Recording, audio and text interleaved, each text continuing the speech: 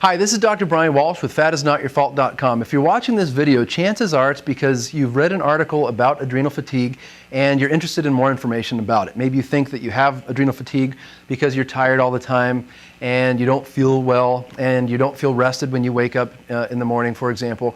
Or maybe you've seen an alternative practitioner that ran a salivary adrenal profile on you and told you that you had adrenal fatigue and you're looking for more information. Well, here's a little bit more information about this. And I'm here to tell you that this concept of adrenal fatigue in the alternative and nutritional world is not entirely accurate. And there's more that's going on that unfortunately people are not being told about. So here's a little bit, it's a brief summary of how the HPA or hypothalamus pituitary adrenal axis really works. The hypothalamus is found up in your brain, and your hypothalamus is considered to be a master regulator of your body. It regulates things like temperature and your blood volume and your blood pressure. It also regulates things like your appetite and libido. And it also regulates a number of different hormones in your body by communicating with something that comes out of the hypothalamus called the pituitary gland. Your pituitary gland makes a number of pre-hormones, if you will. Things like TSH, or thyroid stimulating hormone, that then tells your thyroid gland to make thyroid hormone. Or it makes growth hormone. The anterior pituitary also makes a hormone to tell the adrenal glands to make cortisol, for example. So then the adrenal glands ultimately make a couple of different hormones, cortisol and aldosterone, and we're not going to talk too much about aldosterone. So that's basically the system and how it works. Now the hypothalamus, as the master regulator, is receiving information and analyzing information from a number of different parts of your body. One, of course, is it is looking at things like hormones. And based on the level of hormones in the body, it can either increase the amount of hormones being made by the pituitary or decrease the amount of hormones being made by the pituitary. It's also receiving information from your nervous system in your brain, basically looking at neurotransmitters, so things like serotonin and dopamine and acetylcholine. It's receiving that information and analyzing that as well.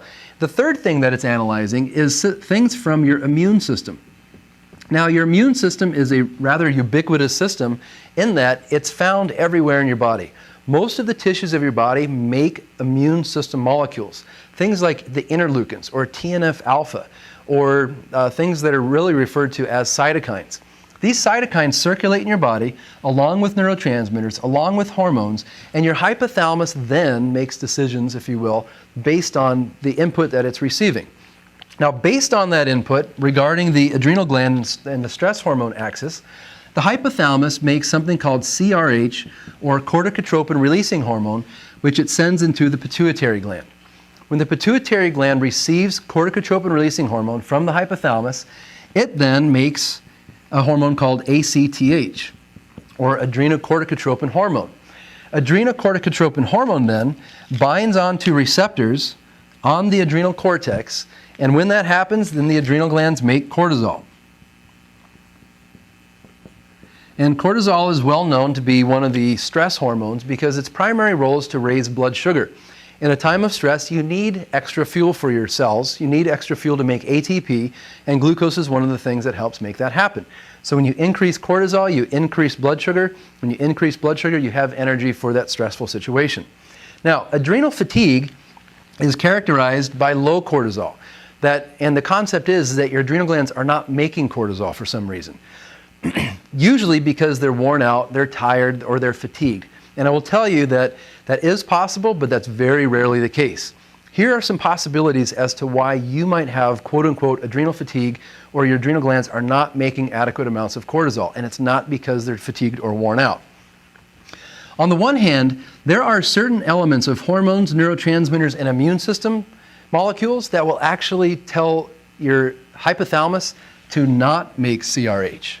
So whereas some hormones, neurotransmitters, and immune system molecules will stimulate the hypothalamus, other ones will inhibit the hypothalamus.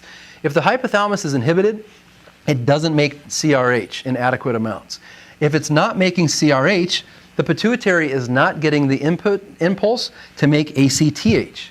And if ACTH is not being made by the pituitary gland, then the adrenal gland is not receiving ACTH and therefore will not make cortisol. The adrenal glands are end organs. They simply do what they're told to do. So if they receive a lot of ACTH, they make a lot of cortisol. If they don't receive ACTH, they won't make cortisol, which is one of the reasons why somebody might have low cortisol. Here's another thing to consider though.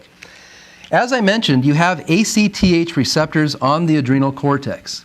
The problem is that some immune system molecules, for example, TNF-alpha or tumor necrosis factor alpha, can actually bind to these ACTH receptors themselves. If they bind to these ACTH receptors, then ACTH can't. So even though the hypothalamus may be making CRH and the pituitary may be making ACTH, if they can't bind to the adrenal glands don't receive that message and therefore don't make cortisol. So things like inflammation or bacterial infections, those would be the two most common reasons why you can't make cortisol, because certain components of your immune system, cytokines or neuropeptides, will take the place of ACTH and therefore the adrenal glands don't make cortisol. So this is a really brief overview of the hypothalamus pituitary adrenal axis, this concept of adrenal fatigue and whether or not it's accurate. Yes, there are some people that their adrenal glands are not able to make adequate amounts of cortisol. But I will tell you that it's probably far more common that somebody has some sort of inflammatory process going on or a neurotransmitter imbalance of some sort, that the pituitary is not being stimulated, therefore the adrenal glands are not being stimulated and they're not making cortisol, or there's some kind of inflammatory process going on and instead of ACTH binding, you have other immune molecules or neuropeptides binding, and then therefore the adrenal glands are not making cortisol. I hope you found this helpful in your pursuit of learning more information about yourself. Thank you very much.